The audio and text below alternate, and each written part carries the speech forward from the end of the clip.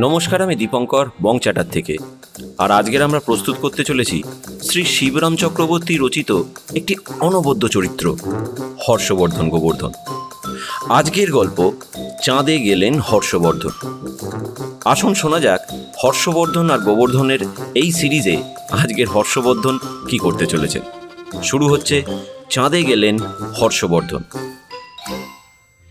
চাঁদে গেলেন, হ্যাঁ, তবে ঠিক চন্দ্রলোকে নয়, চন্দ্র নামক একটা বালকেই বলতে হয়। আমার ভাগ্নে চাঁদুকে নিয়েই তিনি গেলেন। আসলে হয়েছিল কি, হর্ষবর্ধন খেদ করেছিলেন একদিন, এতটা বয়স হলো, কোনো ছেলে পিলে হলো না।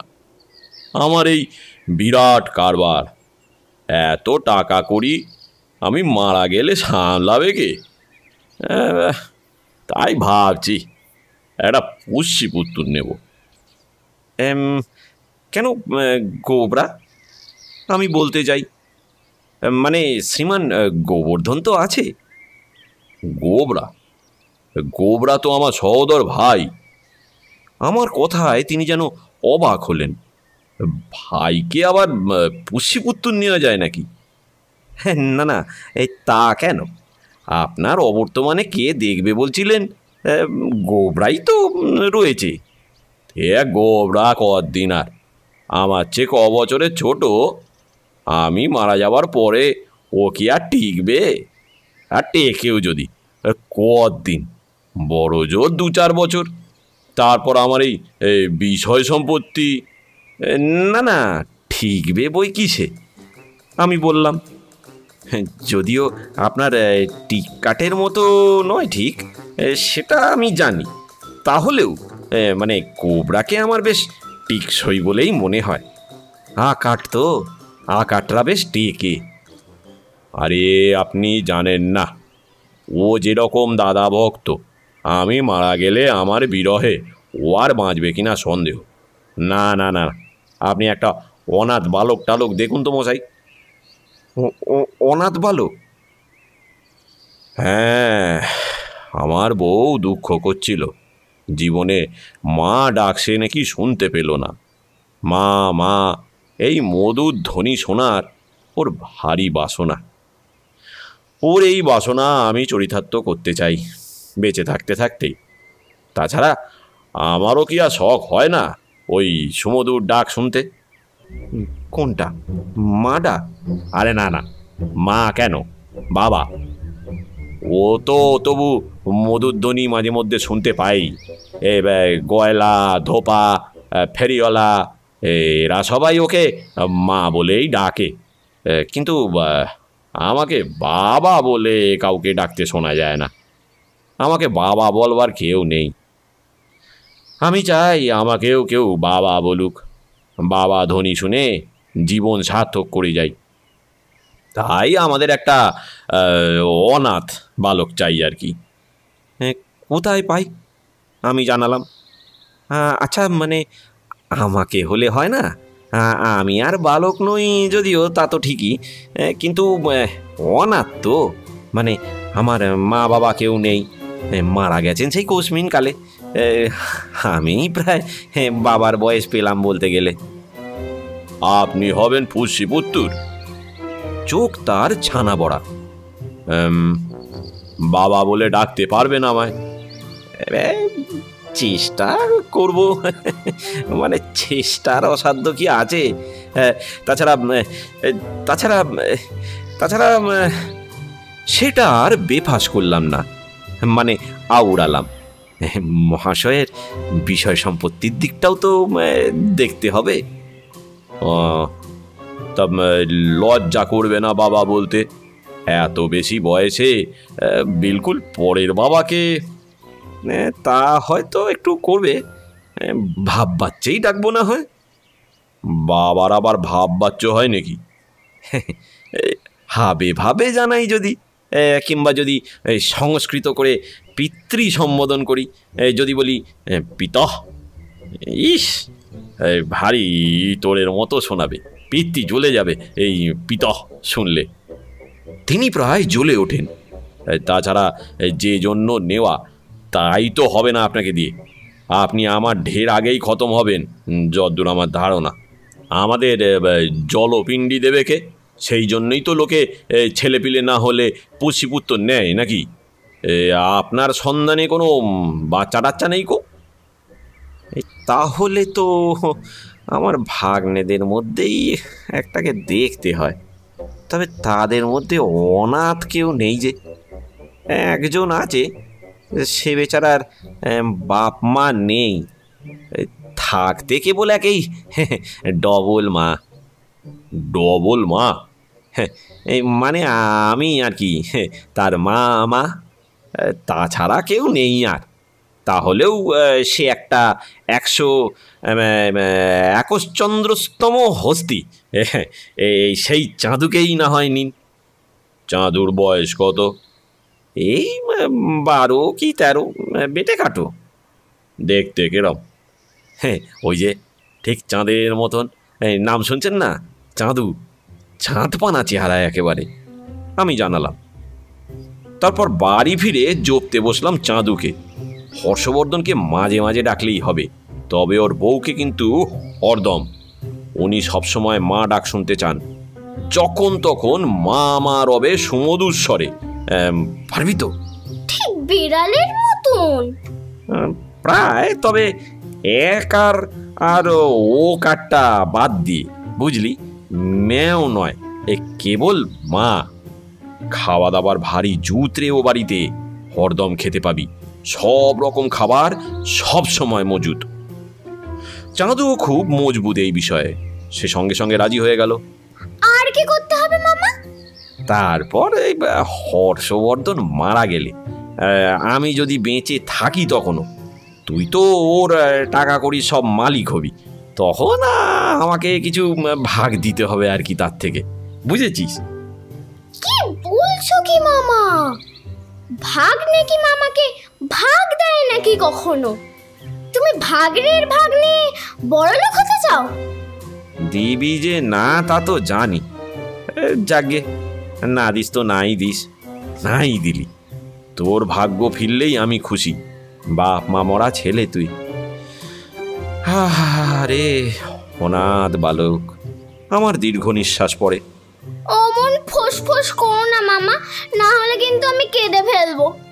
টাকার বকরা না নিতে পারি, কিন্তু তোমার ওই গোমরা মুখ আমি সইতে পারবো না। ও আমার প্রাণে লাগে। নিয়ে গেলাম ওকে হর্ষবর্ধনের কাছে। তিনি কিন্তু ওকে দেখে নাক ছিটকালেন। এর নামই গিয়ে হলো চাঁদু, চাঁদের মতন দেখতে, মুখময় ব্রণ, বিশ্রী এবড়ো খেবড়ো মুখ। এই নাকি আপনার চাঁদপানা চেহারা?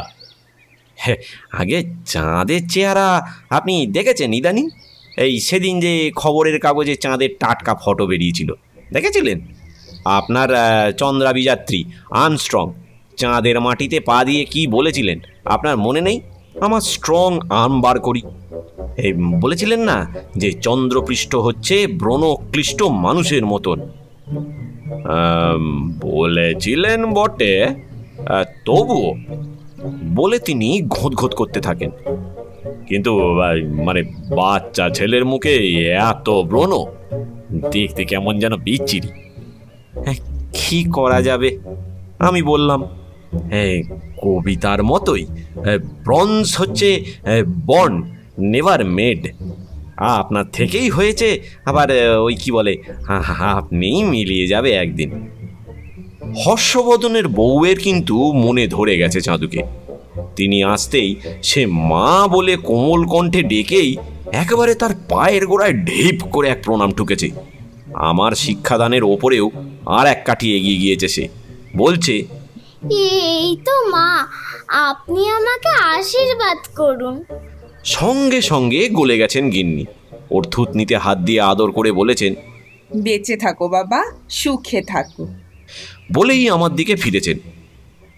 আপনার ভাগ্নেটি কিন্তু বেশ, এমন মিষ্টি ছেলে আমি দেখিনি।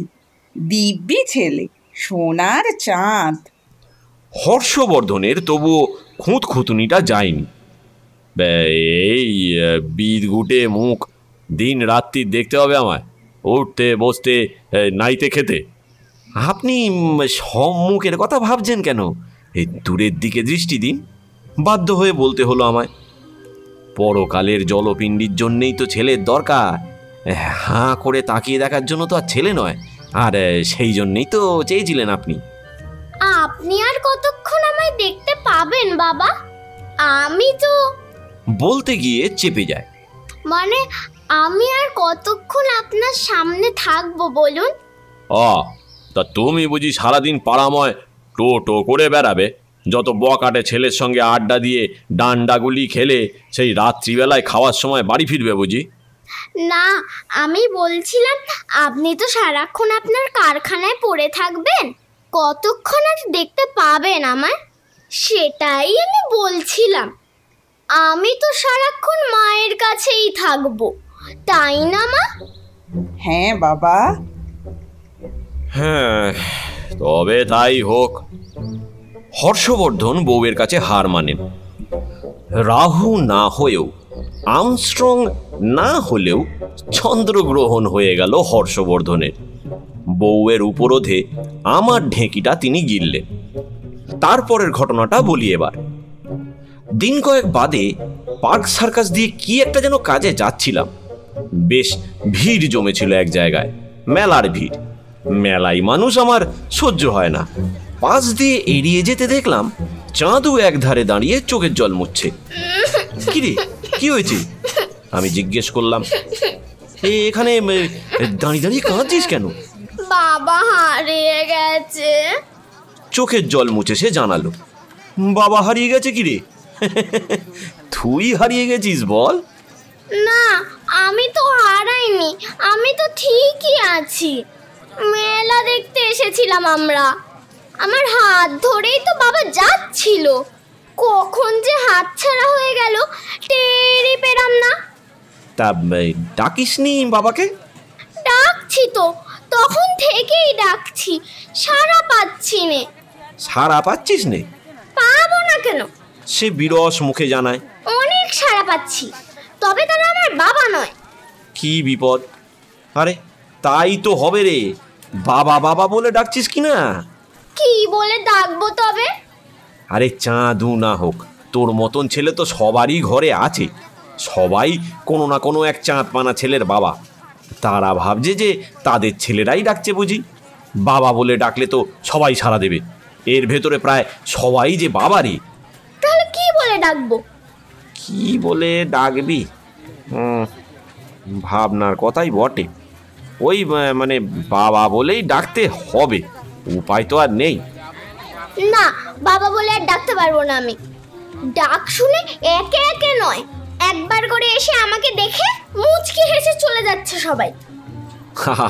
আরে রাগ করছিস কেন? তাদেরও সব ছেলে হারিয়ে গেছে মনে হয়।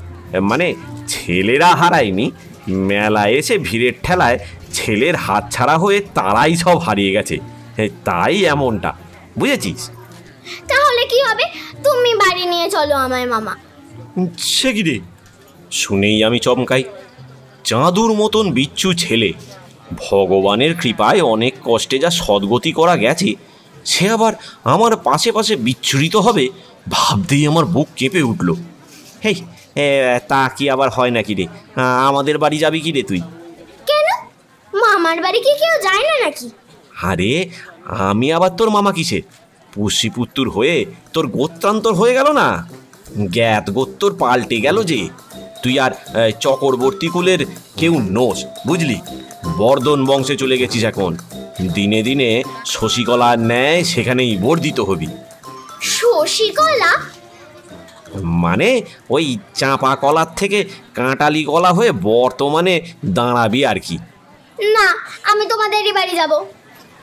তোর বাবা মা থাকতে তুই কাকস্য পরিবেদনা মানে কোথাকার কে আমার কাছে যাবি কেন রে? আবার তুই কি আর অনাথ বালক নাকি?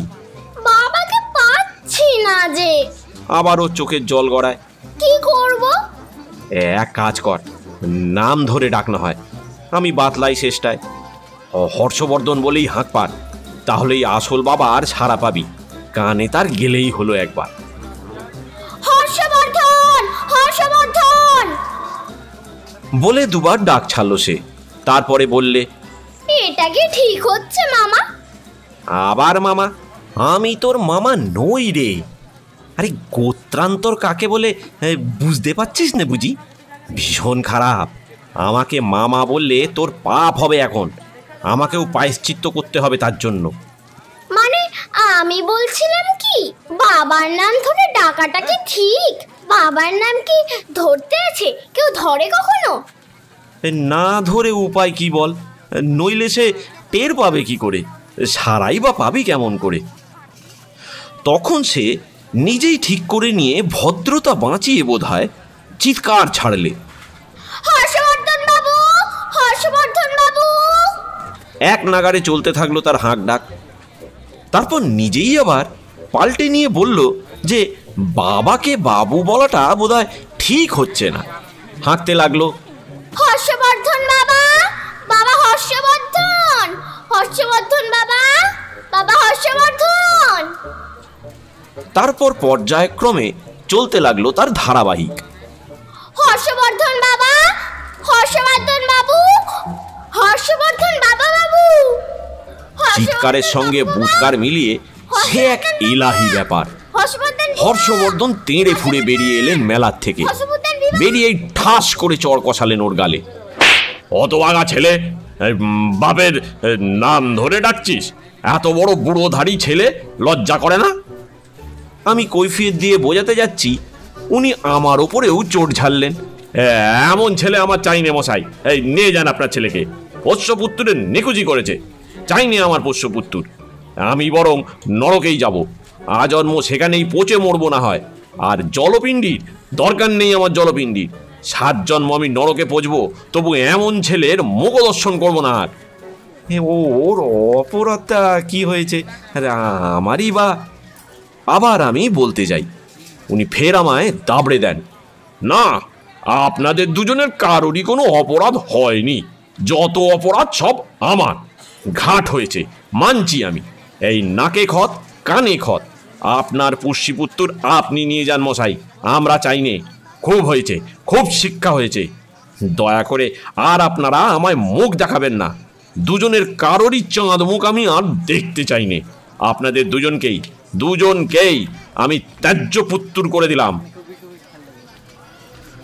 অগত্যা চাঁদুকে বগল দাবা করেই বজ্রাহত হয়ে ফিরলাম নিজের ডেরায়। ভেবেছিলুম ওকে হর্ষবর্ধন পীঠস্থানে প্রতিষ্ঠা করতে পারলে ভবিষ্যতের পীঠস্থানের ব্যবস্থা হবে নিজের। কিন্তু এমনি বরাত, কি হতে কি হয়ে গেল। ত্যায্য পুত্র হয়ে গেলাম আমরা মামা ভাগ্নে দুজনেই। এতক্ষণ শুনছিলেন শিবরাম চক্রবর্তী দ্বারা রচিত একটি অনবদ্য চরিত্র হর্ষবর্ধন ও গোবর্ধন সিরিজের একটি গল্প, চাঁদে গেলেন হর্ষবর্ধন। এরকম আরও কিছু ক্লাসিক গল্প নিয়ে আমরা আসব। দয়া করে আমাদের সাথে থাকবেন। ধন্যবাদ।